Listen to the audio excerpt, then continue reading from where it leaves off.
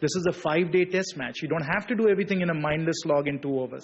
So you put in place a thoughtful measure, which is the Expenditure Management Commission. It tackles it, looks at it with a clean sheet of paper and figures out what is the right way to do it. There are a number of methods and approaches that can be brought to bear. One is, should we go to market-based pricing on certain types of inputs for fertilizer and food and so on? Should we actually go to direct benefits transfer? Where is the subsidy best placed? Should we go to a very radical scheme where we provide conditional cash transfers only? Should we try and consolidate from 25 different types of schemes to 4 or 5 important schemes?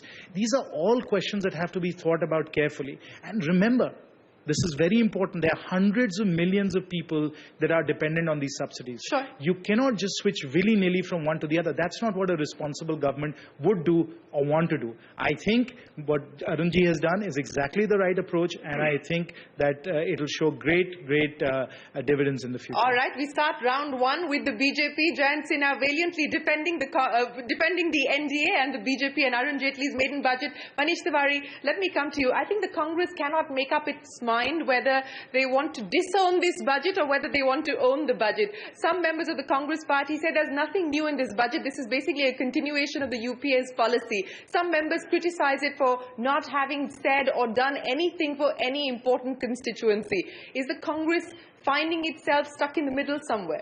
Well, Shereen, I don't think we either have to own or disown the budget.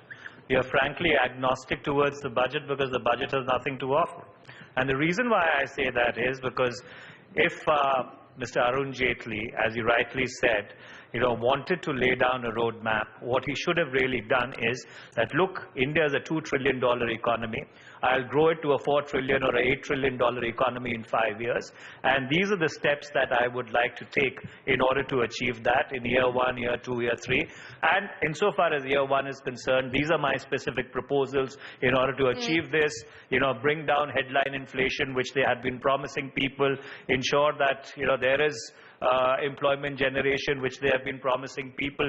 But most importantly, what really surprises me is that though the finance minister accepted the challenge of keeping the fisc at 4.1%, but even if you look at the budget and do a back-of-the-envelope calculation, the numbers don't add up. The fisc would be easily at about 6%. That's the commonality between the NDA and the UPA. Your budget math doesn't add up. So therefore, that answers your question with regard to the Expenditure Reform Commission, for the simple reason that if they have to meet the fisc challenge, they'll need to contract expenditure. Rajiv Kumar, you have said that Arun Jaitley needs to prepare a backup plan. Why do you say that?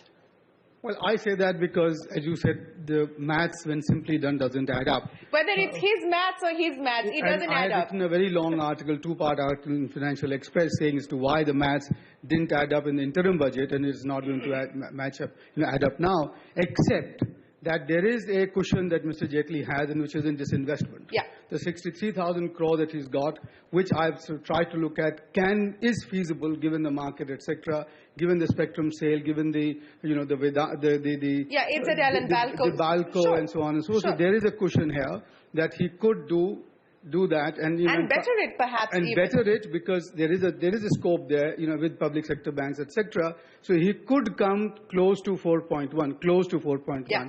But there are downside risks, which is that the growth that is assumed of the GDP, which is 13.4 nominal, so you sort of say 6% real. Yeah. If God forbid, but if the downside risks in the form of a bad monsoon, in the oil price hike, in inflation spiking up, etc., comes along, he will not get there. And as a result of that, despite the cushion, he will not be able to achieve the Rajiv Kumar, I was having a conversation with former revenue secretaries, and they said, you give us a number, we'll manage and achieve that number. May I come in for a moment? No, Shereen, just 1 second. One of my basic things has been, both for Mr. Chidambaram and for Mr. Jaitley, the key today is to restore the credibility of the government. This thing that you just mentioned is the Revenue Secretary's art of fudging the numbers. And if that continues, and which is why I had advised Mr. Jaitley very strongly to come clean, to sort of draw a line. So has he fallen short of your expectation on coming clean as far as a credible fiscal consolidation roadmap is concerned? I think what he's chosen to do is what he's been advised, as far as I can see, that If he did that, he would spook the markets. Yeah. I don't believe that, and therefore he has preferred continuity to drawing a line underneath it. Now there, the Congress, in some sense, should be thankful to him. Okay, Satya Podar, on the tax front, there was clear disappointment. There's no taking away with that. This could have been the big moment if they had decided to repeal the retrospective law for whatever reasons, and I'm not entirely convinced by what those reasons are, but the finance minister said that they decided not to go down that route. Not just that, the ham-handedness with which GAR has been treated. No clarity on whether they intend to stick with the UPA's timeline on GAR or whether they intend to defer the rollout even further.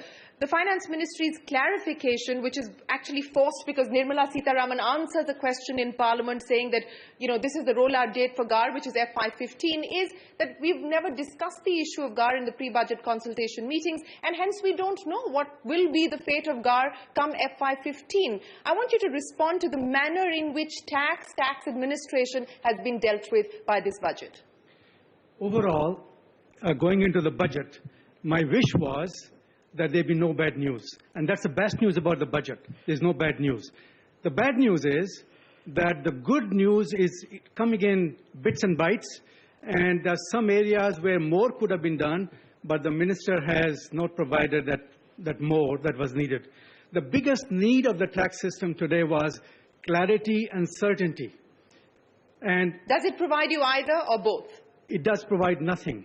There are four fundamental areas where clarity and certainty was needed. One was a retrospective taxation. Second was how will the indirect transfer rule operate? Because what was announced in the 2012 budget was only the very broad structure. Yeah. A lot of fine details are missing. Thirdly, the GAR. Fourth thing is the tax administration, the tax disputes. There's a rising amount of tax disputes. 4 lakh crore rupees of disputes are taking place as we speak right now, and the volume is growing even further. On all those 4 areas, what the minister has done is nothing more than, let me think. The statements he has made about retrospective taxation are simply promises. All he has done is to create 2 committees. One, to provide clarity on any issues that come up in future. Second thing is to apply the retrospective taxation to the new cases after 2012. But who is this committee?